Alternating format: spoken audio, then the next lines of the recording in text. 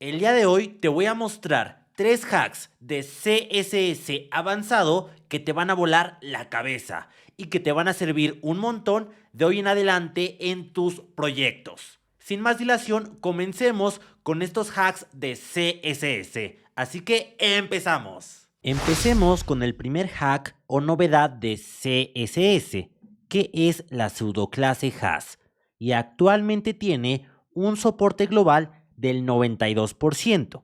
Y para mí es la característica de CSS que más me encanta. Veamos por qué. Actualmente tengo este botón con CSS, pero si yo le doy clic, mira qué pasa. Se muestra un subelemento. Básicamente creamos un elemento drop down. Y esto lo hice utilizando únicamente CSS. En específico, aquí utilicé la pseudoclase has. Veamos cómo se ve la estructura HTML y la estructura CSS. Tengo un elemento contenedor que es un elemento UL con la clase dropdown. Y también tengo un elemento LI que es el elemento individual que representa al elemento acerca de. El texto está contenido en un elemento label con la clase dropdownText que tiene dentro el texto y un input de tipo checkbox. A este input de tipo checkbox, en mis estilos CSS, yo le puse un display none para que no se viera ese elemento. Pero si yo le quito ese display none, quiero que veas que cuando yo desactivo este input, tocando precisamente este botón, se deja de mostrar el elemento dropdown. Y si vuelvo a tocarlo, se activa y se muestra el elemento dropdown. Después de la etiqueta label tengo una etiqueta UL que representa al elemento dropdown. Y aquí solamente tengo los estilos y la estructura HTML para que se visualice de la siguiente manera. Voy a pasar a los estilos CSS y voy a bajar lentamente para que veas los estilos básicos para que quedara de la manera anterior el proyecto.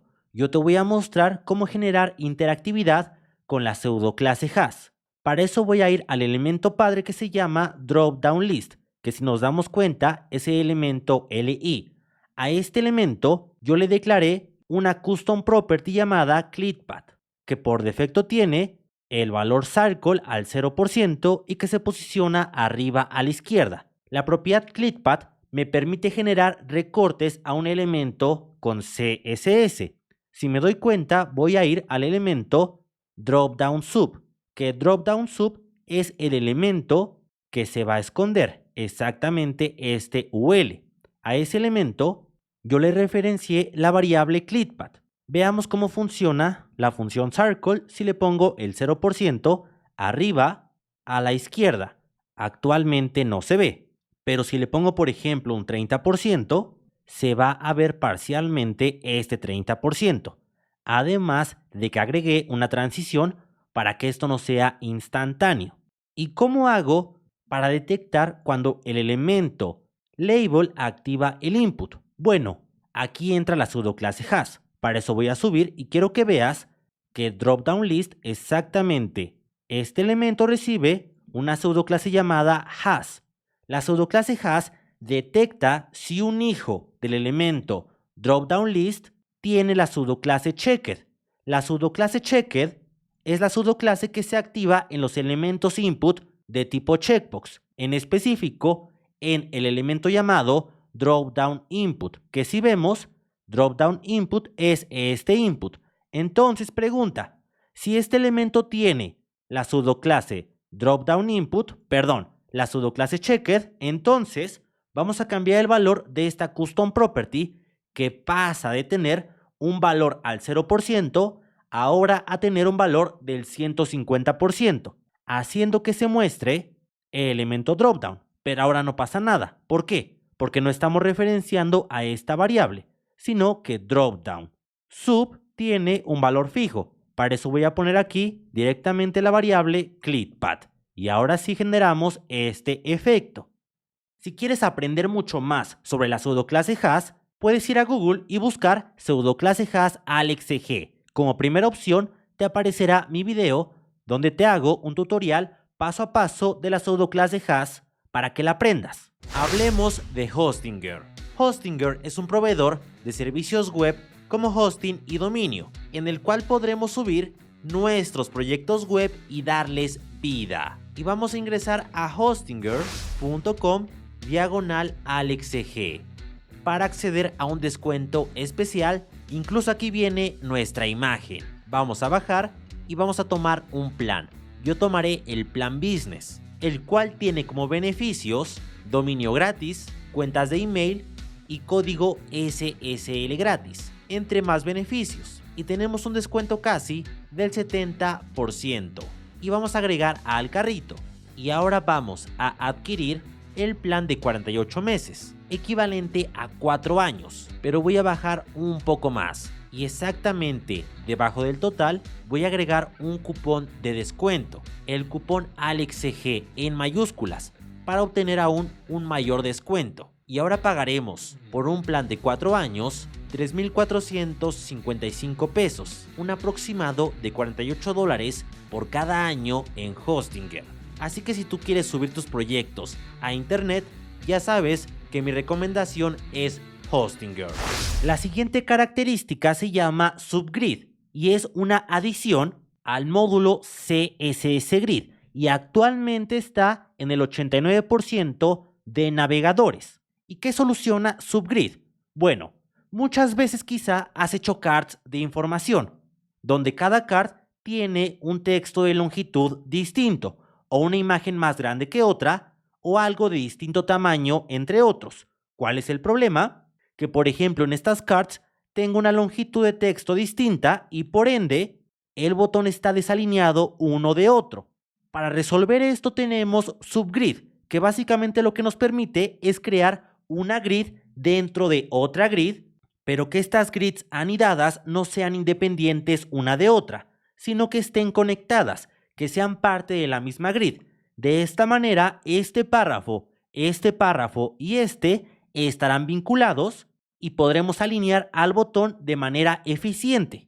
Quiero que veas el HTML anterior. Tenemos una sección con la clase grid que tiene 3 artículos, donde cada artículo es muy similar. Tenemos una imagen, tenemos un título, un párrafo y un botón. Lo único que va a cambiar es la imagen del superhéroe, su título y el párrafo, pero el HTML en semántica es el mismo.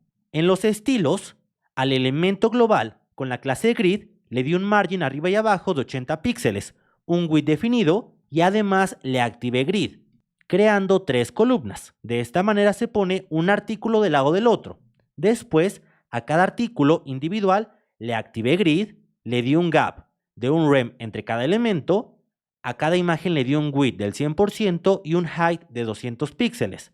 Y al botón le di esos estilos y además lo alineé al principio, porque si no tenía un estilo demasiado raro. ¿Lo observas? No queremos esto. El punto aquí es que yo he creado una grid dentro de otra grid, porque Article se encuentra dentro de esta sección con la clase grid. El problema es que cada grid es independiente. Si yo voy a inspeccionar las grids, en este caso la de cada artículo, quiero que veas que cada grid es totalmente independiente, ya que cada hijo es independiente entre ellos. También tengo una grid principal, pero al final estas 3 son independientes aunque se encuentren dentro de otra. ¿Cómo haremos para conectarlas? Bueno, aquí utilizaremos Subgrid. Para eso lo que debo hacer es decirle a este artículo que abarque una cantidad determinada de filas. En este caso voy a crear 4 filas, porque tengo 4 elementos: la imagen, el título, el párrafo y el botón.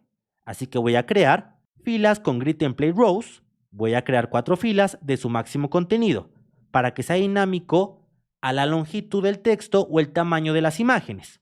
De esta manera, ya tengo 4 columnas. Perdón, creo que dije columnas, son filas. Ahora voy a ir al artículo y voy a decirle que ocupe la primera línea de filas y la última línea, es decir, que ocupe todas las líneas de la grid principal.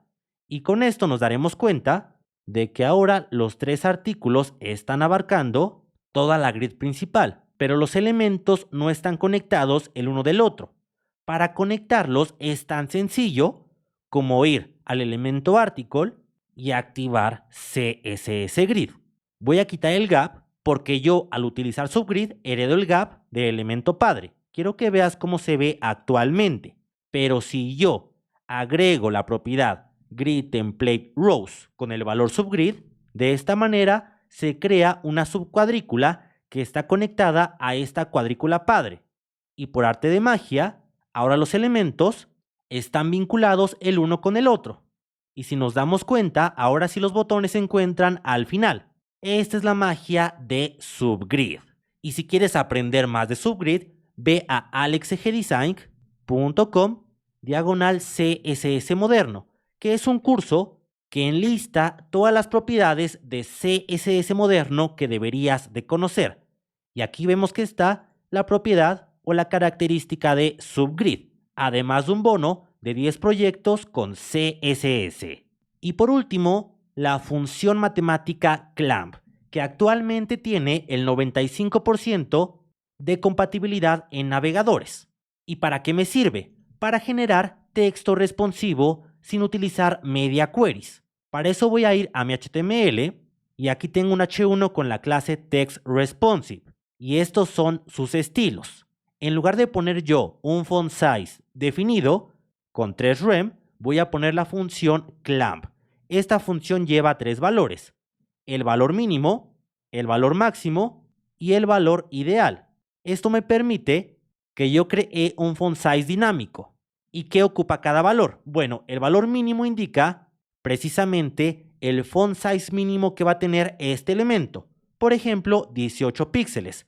Con esto digo que este elemento no medirá más de 18 píxeles. Después tengo el valor máximo, que es el font size máximo que medirá este elemento. Por ejemplo, 30 píxeles. Ahora sé que este font size de este elemento no medirá menos de 18 píxeles ni más de 30.